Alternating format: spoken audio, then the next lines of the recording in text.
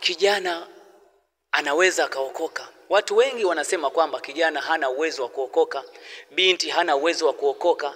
Wengi wanasema kijana hawezi kuokoka, binti hawezi kuokoka, eti wanasubiri kwamba ngoja nile ujana, ngoja nile ubinti, mimi nitaokoka nitakapokuwa mzee. Je, unajua kwamba hatima ya maisha yako ikoje?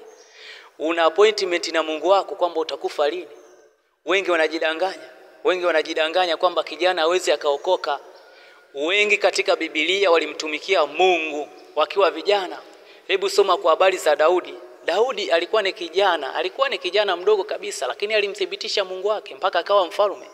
Haya, unaposoma kwa habari za Daudi kalikuwa kijana kanachunga vikondoo, kijana kadogodogo, lakini kalimthibitisha Mungu wake. Daudi kalimthibitisha Mungu wake kakawa kafalme. Huyu Yusufu alimthibitisha Mungu wake, alimtumikia Mungu wake katika uaminifu mpaka akawa waziri mkuu. Sasa wewe ni nani? Wewe ni nani ambaye unakataa? Wewe ni nani ambaye unapinga na kusema kwamba kijana hana uwezo wa kuokoka, kwamba binti hawezi kuokoka?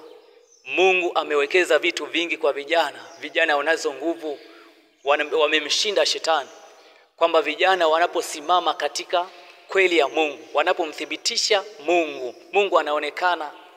Mungu amewekeza vitu vingi, amewekeza nguvu nyingi, amewekeza neno la Kristo linakaa vizuri kuliko wazee tofauti na vijana.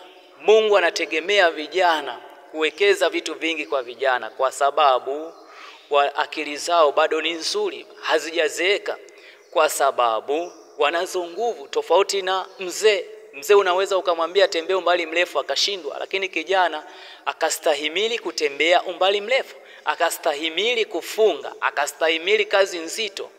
Kwa nini? Kwa sababu anazo nguvu.